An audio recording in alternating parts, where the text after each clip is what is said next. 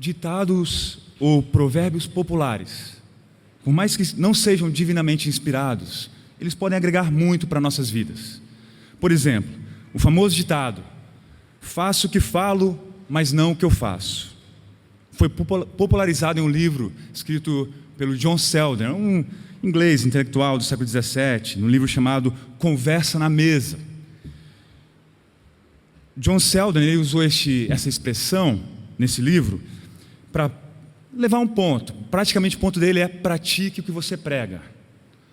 E ele escreveu neste livro: os pregadores dizem: faço o que eu digo, mas não o que eu faço. Mas se um médico tivesse a mesma doença que eu, e ele me pedisse para fazer uma coisa, e ele fizesse outra quando ele estivesse doente, eu poderia realmente acreditar nesse médico? Agora, eu não sei que tipo de pregadores eram estes que o Selden conhecia, mas certamente não eram verdadeiros pregadores do Evangelho ou seguidores de Jesus Cristo. É parecido com uma história que um famoso pregador, Charles Spurgeon, ele costumava contar a história de um homem bêbado que foi perguntar a um outro pastor chamado Rowland Hill, um pregador galês, Rowland Hill. E esse homem bêbado disse a esse pastor: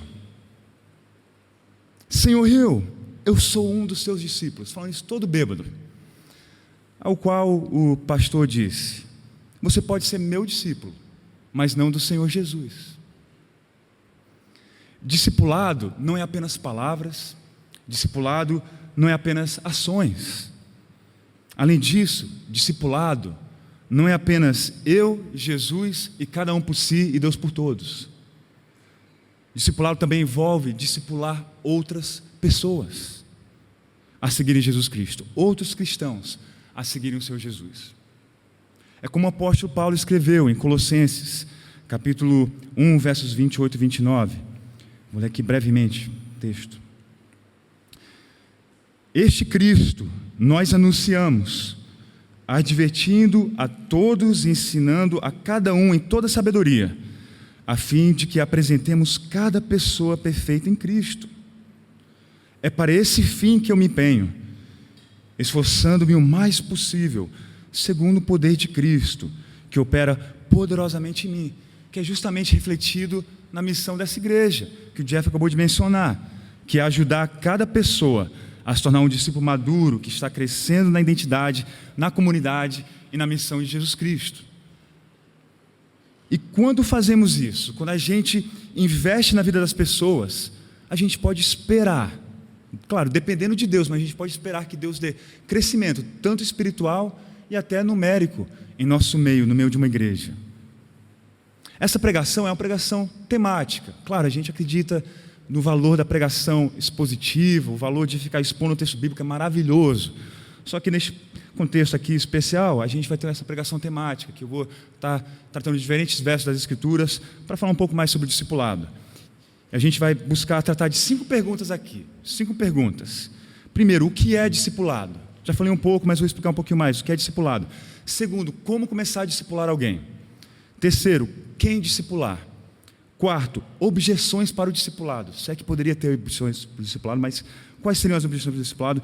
Quinto, e finalmente, e crescimento numérico. Importa? Então, primeira pergunta, o que é o discipulado?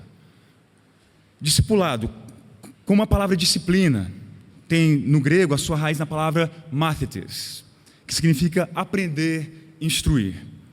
Discipulado envolve tanto você pessoalmente seguindo Jesus, você seguindo o seu mestre, você obedecendo Jesus, seguindo seus mandamentos, mas também envolve ajudando outras pessoas a seguir Jesus. A gente vê isso no famoso texto da grande comissão, Mateus 28, onde Jesus diz aos seus discípulos para fazer discípulos de todas as nações, batizando-os em nome do Pai, do Filho e do Espírito Santo, ensinando-os a guardar todas as coisas que tenho ordenado a vocês. A palavra-chave aqui seria guardar, né? Ensinar as pessoas a guardar. Então, isso envolve tanto a gente guardar em nosso coração a instrução, mas também viver. Instrução, receber instrução, aprender o que é a sã doutrina, o que Deus ensina, nas Escrituras, mas também viver a palavra. Como Jesus Cristo disse: aqueles que me amam guardam meus mandamentos. Se eu sou realmente um discípulo de Jesus, não vou apenas falar, mas eu vou viver. Mas também o falar tem que ser coerente, tem que saber a instrução, a sã doutrina. E Jesus, claro, ele fez isso perfeitamente. E nós, por mais que queiramos nos aperfeiçoar, a gente é bem limitado. Perfeição somente na glória. Como esse pastor do livro azul aí que vocês têm em mãos, alguns de vocês têm em mãos, ele escreveu: o cristianismo, a religião da Bíblia, não é para o durão e autossuficiente, que não precisa de mais ninguém, mas é uma religião para os discípulos de Cristo, seguidores que guiam outras pessoas a também fazer discípulos. Em certo sentido, nós todos somos discipuladores e discipulados, uns na vida dos outros aqui. Eu vi isso, por exemplo, ontem, na casa de Jeff, não apenas a relação dele com a esposa, a relação dela com ele, como eles tratam o Everett também, como um jovem cristão professa fé em Cristo, honrando os pais. Eu vi diversos pais visitando a casa para serem instruídos, para conversar, para fazer perguntas sobre a questão dos filhos no culto, esse tipo de coisa. Vocês estão discipulando isso para mim. Eu ainda que não tenho uma família, não tenho filhos, mas a dedicação que os pais têm que dar para a criação dos filhos. A gente está fazendo isso o tempo inteiro, de diversas maneiras, diferentes contextos de vida que nós temos. Como um solteiro, glorifica a Deus na sua solteirice. Como casados, glorificam a Deus no seu casamento. No trabalho, a gente está fazendo isso o tempo inteiro, nas conversas. A gente está modelando isso. Mas também, essas coisas orgânicas que aconteceram são maravilhosas, mas é importante também a gente ser intencional com o discipulado, que é a segunda pergunta já. Como discipular alguém? Como fazer a coisa acontecer? O discipulador, ele é primeiro um discípulo. Então, primeiro, para discipular na igreja, outros irmãos em Cristo, é importante você ser membro de uma igreja local. O discípulo de Cristo, ele vai se comprometer com a noiva de Cristo, a igreja local. E a igreja local também, ela é a melhor discipuladora de cristãos. Porque uma coisa é uma pessoa individualmente discipular outra pessoa, outra coisa é várias pessoas discipulando a mesma pessoa, contribuindo uma na vida das outras. Eu posso agregar de uma maneira, outra pessoa pode agregar de outra forma. Então, a igreja local, o corpo de Cristo, é a melhor discipuladora. Como Paulo escreveu, ele disse, para nós nos edificarmos uns aos outros. Nós, como igreja, edificando uns aos outros, em Cristo Jesus. Isso acontece pela pregação da palavra, momentos como esse, os hinos que a gente cantou, ensino teológico, as orações são feitas, conversas antes e depois, oportunidades de discipulado. Também outro ponto importantíssimo, que agrega muito, é chegar, no contexto de vida da igreja, chegar mais cedo. Vocês, não sei por que eu estou falando isso aqui, porque vocês chegam mais cedo, bem mais cedo. Glória a Deus, é muito bom, porque você tem comunhão boa antes do culto começar. E eu estou imaginando que depois do culto é a mesma coisa, quase ninguém quer sair, principalmente agora, nesse espaço com as crianças querendo brincar, nessa escola inteira. Então essas coisas vão acontecer. Chegando mais cedo para conversar, irmão, como é que você está, como foi sua semana, como é que a gente pode orar um pelo outro, compartilhar alegrias, compartilhar tristezas. Isso acontece no dia do Senhor, a gente quer aproveitar o dia do Senhor para ter esses momentos como igreja. Reconheço, irmãos, que às vezes é difícil arrumar os filhos para chegarem a tempo, às vezes a distância, às vezes o ônibus tem que sair, mas no que cabe a nós, fazer o melhor para aproveitar o dia do Senhor, as reuniões, para agregarmos, para contribuirmos, edificarmos uns aos outros. Terceiro, praticar a hospitalidade. Não sei se também devo falar isso, já vi muito disso acontecer já na casa do Jeff e da Amy. Imagino também que vocês fazem isso nas casas dos outros, até com as comunidades regionais que vocês têm. Mas praticar a hospitalidade, receber alguém na sua casa para conversar, ter uma conversa tranquila, orar uns pelos outros. Como Paulo escreveu, Romanos 15, verso 7, portanto, acolham uns aos outros, como também Cristo os acolheu para a glória de Deus. Quarto, agora pergunte a si mesmo, uma pergunta mais examinadora, autoavaliativa aqui. Pergunte a si mesmo o quanto você já tem investido em relacionamentos de discipulado, quanto você tem investido, como investir na vida das pessoas, sendo proativo e também se tornar aberto a esse tipo de encorajamento no Senhor dos seus irmãos aqui na igreja. Você está engajado? Você está proativamente buscando oportunidades de investir na vida das pessoas e deixar as pessoas investirem na sua vida? Abrindo sua agenda também. A gente tem vidas corridas, semana corrida, mas muitas vezes é a questão da prioridade, quão importante, porque quando a gente quer alguma coisa, a gente faz a coisa acontecer. Então eu vou valorizar o discipulado, então eu vou dispor da minha agenda, meus recursos para que isso possa acontecer. E também pedir a Deus, se isso não está acontecendo, se hoje você não está envolvido, discipulando alguém, investindo na vida de alguém, ou também convidando outras pessoas para investir na sua vida, se isso não está acontecendo, peça a Deus. Deus, me ajuda a fazer isso, a gente está corrida, tem inúmeras dificuldades, família, trabalho, mas Deus, me ajuda, que isso é parte de seguir o Senhor. E se você já está fazendo isso, já está envolvido, glória a Deus, continue a pedir a Deus por mais graça, para continuar a fazer isso bem. Quinto, considere os seus recursos, tanto o seu tempo quanto as suas finanças, para investir, principalmente para os casados aqui. Eu sei que a situação financeira é delicada, a gente tem que ser muito sensível, porque às vezes custa dinheiro, investimento, e tempo também, tempo dos casados, tempo do marido e esposa, que é importante, mas vale a pena, sim, considerar isso e buscar investir seu tempo e recursos para discipular, para convidar alguém na sua vida. E como eu disse, você pode estar bem atribulado nessa questão, mas eu queria encorajá-los com uma história aqui de uma irmã chamada Erin. Ela é esposa de um pastor, e ela escreveu essa história que está narrada no livrinho azul também. Aqui o irmão escreveu falando da história da Erin. Então é o irmão narrando e também a Erin falando da própria história dela. Então eu vou ler aqui o que o irmão escreveu. Uma outra mulher da igreja apareceu na casa de Erin, esperando ser discipulada. Erin a recebeu, fechou a porta atrás dela e pensou consigo mesma. Erin dizendo aqui: eu sou uma bagunça, não tenho a mínima ideia do que estou fazendo aqui. Com certeza, não tenho nenhum ensino acontecendo hoje com os meus filhos descontrolados e meu coração em um lugar ruim perante meu marido. Eu não deveria estar ensinando ninguém. Eu sou a qual precisa ser discipulada. Deus, o que é o que o Senhor quer que eu faça? A narração aqui do irmão. Mas Deus logo ensinaria, por meio dessas situações, como Ele usaria a fraqueza dela, assim tanto quanto sua força. Essas mulheres mais jovens na fé precisavam de alguém que lhes ensinasse como era amar a Deus com todo o coração, alma, mente e força, não apenas nos tempos bons, mas nos tempos desafiadores. Erin explica, que ela dizendo agora: no discipulado dessas mulheres, eu tentava instruir e fazer perguntas a elas, conversar sobre livros juntos e orar. Mas elas viriam a me dizer, depois, que frequentemente o melhor ensino veio em simplesmente me observar. Elas viram Deus usar minhas fraquezas ao lutar por paciência quando o dia já tinha me esgotado. Elas me viram lutar, amar meu marido depois de compartilhar minhas lutas com as exigências do ministério que competiam com o nosso tempo juntos.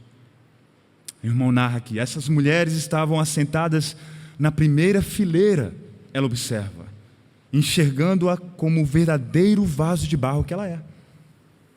Mas aprendendo essa perspectiva do Evangelho, a encorajou a continuar a se derramar como uma oferta de libação, sabendo que Deus usaria sua fragilidade como uma plataforma para demonstrar sua força.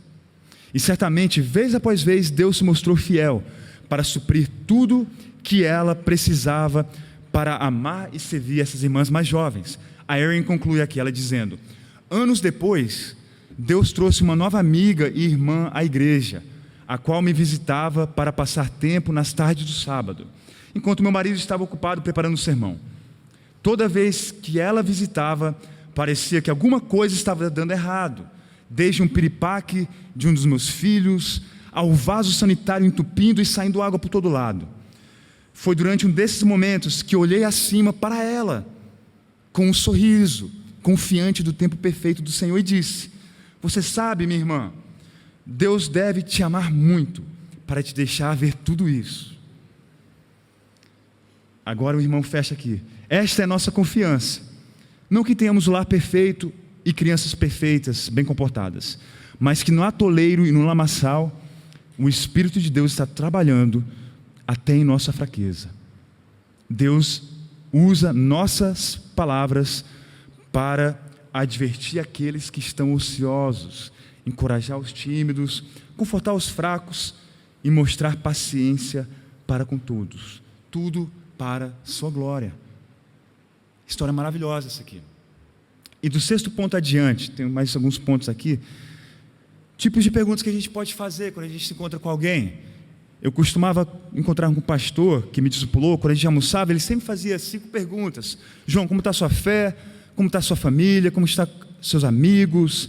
Como estão suas finanças? Como está a questão de namoro? Como é que estão essas coisas na sua vida? Eu reconheço que de primeira, esse tipo de perguntas bem profundas, que estão buscando nossas almas, não pode ser algo simples a gente compartilhar com alguém. A gente vai ter que ser vulnerável para compartilhar sobre nossas vidas. Mas ninguém precisa estar se acolhendo com esse tipo de coisa. Por quê? Porque ninguém aqui é perfeito. Nós todos temos, cada pessoa aqui, nós temos áreas em nossas vidas que nós temos que ser santificados. Nós todos temos lutas.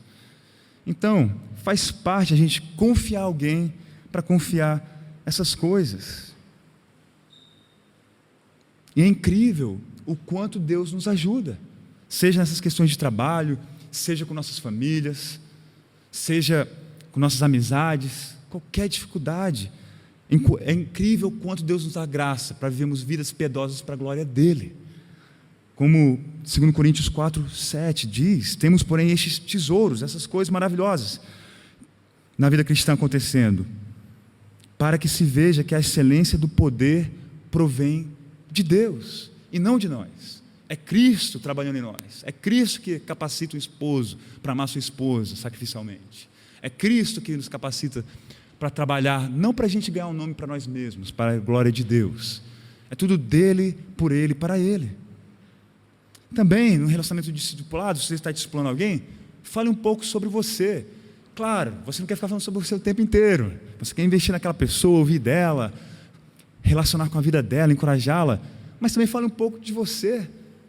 Quanto também você precisa de Cristo. Considere ler a Bíblia ou um livro juntos. Tem maravilhosa Bíblia aqui, muita sabedoria, lendo os provérbios, livro que chamamos juntos clássicos como Peregrino. Existem muitas obras boas para vocês lerem. Considere também ajudar com coisas práticas que a pessoa possa precisar. Tiago disse, se alguém está precisando de ajuda, a gente abençoa a pessoa e manda ela embora, isso não é uma fé genuína. Às vezes está disciplinando alguém que precisa de alguma necessidade material, claro que a gente quer ajudar. Certamente, se tem alguma raiz, alguma dificuldade que a pessoa está passando, porque ela está fazendo escolhas erradas, a gente também quer instruir. Mas no que cabe a gente ajudar, de maneiras práticas, a gente quer fazer isso. É muito importante cuidar de coisas materiais. Por mais que o nosso foco sempre seja espiritual. Orem juntos. Orar com a pessoa, passar tempo em oração. Certamente orando uns pelos outros, mas também orar pela igreja, orar pela congregação, orar pela CH, orar pelas pessoas não crentes em nossas vidas. Tem muita coisa para orar a respeito. Também dê oportunidade para a pessoa ser parte da sua vida. Tudo bem, a gente pode ter aquele horário estruturado, maravilhoso. Mas também, poxa, uma esposa está lá, está fazendo a lavanderia, está tomando conta dessas coisas de casa, convida uma irmã para ajudar, para ser junto, para conversar sobre a vida de família. Um irmão que vai fazer a feira para a família vai lá, pode trazer um irmão mais jovem lá, vamos lá fazer feira, a gente conversa. Eu sei que o James gosta de construir várias coisas aí, pode convidar alguém para construir as coisas com você, como um púlpito desse aqui maravilhoso. Envolve as pessoas na vida, nas suas vidas diárias também, o tempo é corrido, então aproveita, toma oportunidade para fazer isso. E também, claro, ore regularmente por essa pessoa. O crescimento, o amadurecimento, isso vai vir de Deus. Então a gente quer pedir a Deus que conceda esse tipo de encorajamento, crescimento na vida da pessoa. Agora, terceira pergunta, quem discipular? Quem devemos discipular? Existem muitos pontos úteis a respeito disso, muitas coisas que a gente pode falar. Gostaria de focar apenas em 2 pontos aqui. A gente quer concentrar em uma pessoa que está disposta a aprender. Teve momentos na minha vida cristã que eu não era esse cara. Em certas partes da minha vida eu não era tão aberto assim, cabeça dura. Então, tem que ter paciência. Então, você quer achar alguma pessoa que está disposta a aprender, uma pessoa que está com um coração humilde, já preparado. Pode ter cristãos que não estão preparados para isso ainda. Então a gente ora para os irmãos. Se você tem irmãos, se você, poxa, quem dera esse irmão tivesse com o coração mais aberto, a gente pode orar para que Deus possa abrir o coração dessa pessoa. E também, fidelidade para ensinar o próximo. Aqui em 2 Timóteo 2,2, Paulo ele escreve: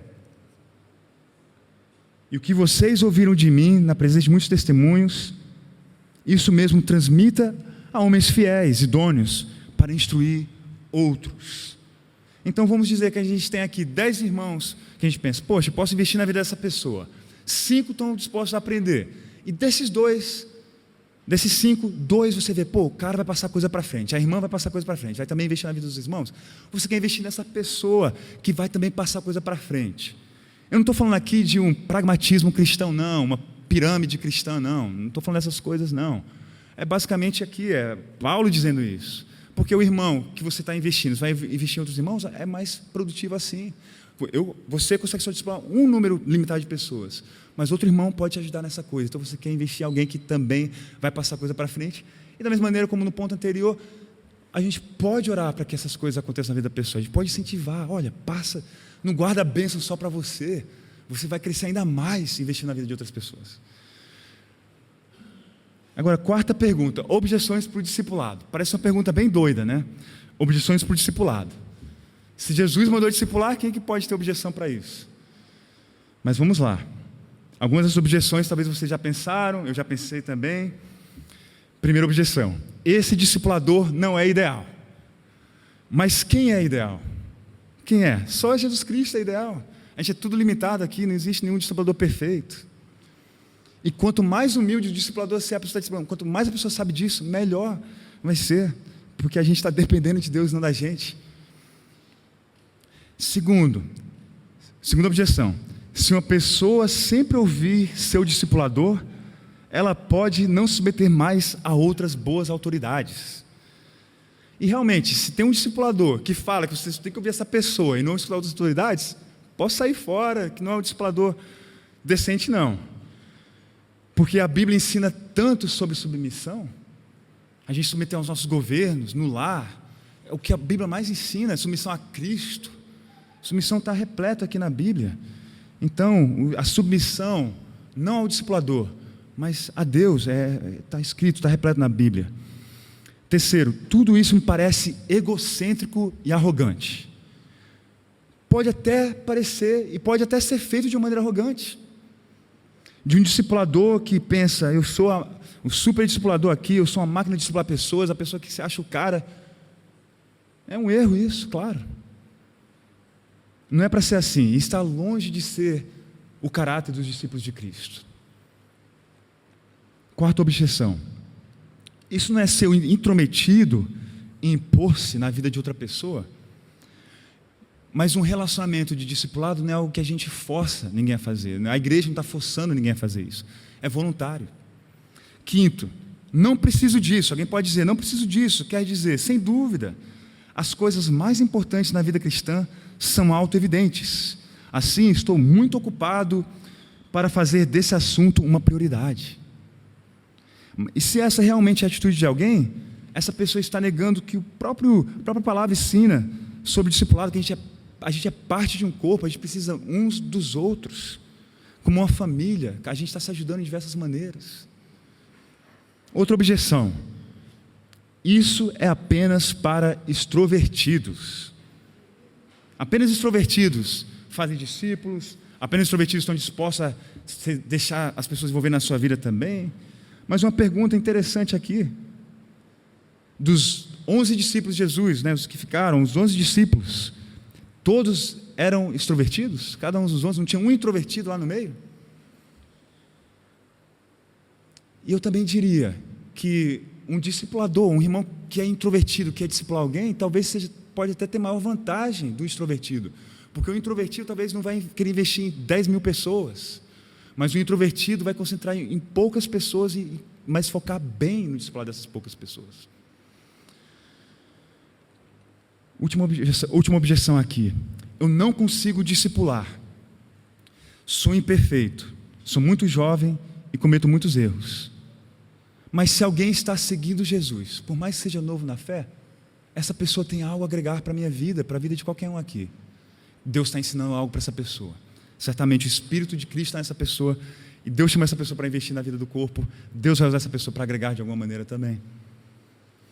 Agora, última pergunta que a gente vai tratar aqui.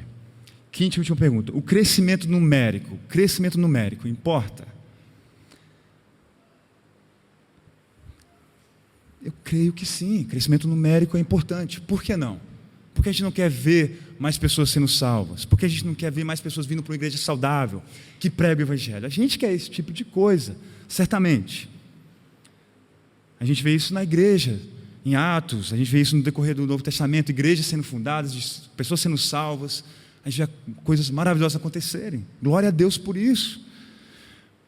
Mas, a priori, como prioridade, a gente quer estar preocupado com o crescimento espiritual na igreja, o amadurecimento espiritual dos membros. E é o Senhor que dá tanto um tipo de crescimento, tanto numérico, é Deus quem converte, também é Deus que faz a gente amadurecer. E de fato, se a gente está cuidando bem uns dos outros, internamente, como igreja local, nós vamos tornar evangelistas mais zelosos. O Evangelho está muito mais no centro, porque a gente está sendo bem discipulado. E também, a gente há de esperar que, se Deus quiser, pessoas vão vir. Deus dando esse tipo de crescimento, vão vir à igreja também. E quando a igreja, ela está amando, quando a gente está se amando, isso vai ser um aroma de Cristo. A gente vai atrair pessoas que vão ver isso acontecer, elas vão querer ser parte dessa comunhão. Como Jesus disse em João 13, eu lhes dou um novo mandamento, que vocês amem uns aos outros, assim como eu os amei, que também vocês amem uns aos outros. Nisto, todos conhecerão que vocês são meus discípulos, se tiverem amor uns aos outros. Cristo nos amou muito, e nós também temos que amar muito. Agora, existe uma diferença tremenda entre nós e Cristo. Que Cristo foi o discípulo perfeito. E Ele foi o discipulador perfeito. Ele perfeitamente observou a lei, os mandamentos de Deus, amou perfeitamente Deus Pai e o próximo. E por isso também, que Ele pôde fazer algo que ninguém aqui consegue fazer para o próximo, que é morrer na cruz pelos nossos pecados. Você pode ser um cristão maravilhoso, mas você sempre irá precisar de Cristo. Nunca que sua obediência será perfeita. Então eu queria encorajar os irmãos aqui a descansar em Cristo, na obra perfeita e completa dele na cruz pelos seus pecados, o sacrifício único dele de uma vez por todas. Como cristão, infelizmente, nós falhamos, pecamos, mas queria encorajar os irmãos a descansarem, porque Cristo foi o discípulo perfeito, nós também temos essa maravilhosa salvação e vida eterna. Agora, se você porventura está visitando essa igreja, você não é um membro, você não é um cristão, você está visitando essa igreja, você não conhece Jesus. A Bíblia diz que não existe nenhum caminho à salvação e à vida eterna, senão por meio de Cristo. Você pode ser uma pessoa decente, você pode ser uma pessoa ética, você pode ser um bom vizinho, você pode ser um bom trabalhador, um bom pai, um bom filho. Isso é bom. De fato, Deus espera isso da gente. Não é opcional. Não é opcional. Nenhum ser humano que vive, não é opcional não amar a Deus e não amar o próximo. São mandamentos. Mandamentos. Nós temos que fazer. Temos que amar. Mas a Bíblia diz que nós todos pecamos. Todo filho de Adão peca. E Deus, como justo juiz, vai condenar cada um de nós pelos nossos pecados. Eu sei que no nosso contexto brasileiro aqui, esse conceito de justiça, eu não quero ser super crítico aqui, mas eu sei que a gente tem um conceito de justiça onde a impunidade reina no Brasil. Você faz todo tipo de maldade, ninguém presta conta por nada, mas Deus não é assim. Deus não passa a mão no pecado. E nenhum de nós aqui vai escapar do julgamento, da ira de Deus. E Deus sim, Ele é um Deus de justiça. A gente há de louvar Deus por todos os atributos, que Ele vai julgar toda a maneira de mal. Ninguém vai escapar impune. Talvez nessa vida alguém passe impune, mas não na eternidade. O fogo eterno que Deus tem para cada um que não se arrepende dos seus pecados. Mas Deus também, sim, Ele é um Deus justo, mas Ele é um Deus rico em graça e misericórdia, que enviou o seu único Filho Jesus para morrer por nós pecadores. Jesus Cristo, a gente acabou de ver, o discípulo perfeito. Nós não somos perfeitos, nunca seremos, mas Jesus sim. Ele obedeceu toda a lei, fielmente obedeceu Deus Pai, mas Ele foi tratado como se Ele fosse o pior dos discípulos naquela cruz, como se Ele tivesse traído Deus naquele madeiro. E Ele sofreu a ira de Deus que viria contra mim, que viria contra você. Cristo sofreu na cruz. E aqui está a opção diante de você, se hoje você não está em Cristo. Você mesmo, pagando o preço dos pecados por toda a eternidade, ou confiando que Jesus fez isso por você. Se porventura você não está seguindo Jesus hoje, por favor, pode falar comigo depois desse culto, pode falar com a pessoa que te convidou para a igreja, qualquer membro dessa igreja, pode falar conosco sobre como seguir Jesus. Seria uma grande alegria poder falar sobre isso. Agora, falando com os discípulos do Senhor Jesus, os cristãos aqui em nosso meio. Cabe a nós continuar a proclamar este Cristo, continuar falando desse Evangelho, encorajando os cristãos, apontando cristãos para esse Evangelho constantemente. Labutar para a gente ver os nossos irmãos em Cristo também mais completos em Cristo. Que eu vou ler aqui mais uma vez esse verso em Colossenses 1:28. Paulo escreve: este Cristo nós anunciamos, advertindo a todos e ensinando a cada um em toda sabedoria, a fim de que apresentamos cada pessoa perfeita em Cristo. E isso, irmãos, vai requerer um alto preço de vocês. Seu tempo, seu estudo, seus recursos, muita oração e muito amor também que você vai ter que investir. Mas vale a pena. Isso é o mínimo que a gente pode fazer por aquele que tanto nos amou. Queria agora, irmãos, convidá-los, vamos orar, conforme a gente conclui essa pregação, pedindo a Deus por ajuda para fazermos discípulos, continuar a fazer discípulos para a glória dEle. Senhor Deus, nós te louvamos, Deus, por ter nos discipulado, continuar a nos discipular, Deus, pela Tua palavra, pelo exemplo do Senhor Jesus Cristo, os profetas, todas as Suas escrituras, Pai, de Gênesis, Apocalipse, que nos instruem, nos admoestam, nos corrige, Deus. Obrigado, Pai, que o Senhor também usa o Teu corpo, a Tua igreja para fazer isso. Louvado seja o Teu nome, Pai. E nos ajuda, Pai, a continuarmos a fazer isso em nossas vidas, Pai. Não pelas nossas próprias forças, Pai, mas pela Tua força que opera poderosamente em nós. Nós pedimos isso, Pai, para a Tua glória em Cristo Jesus, é que nós oramos. Amém.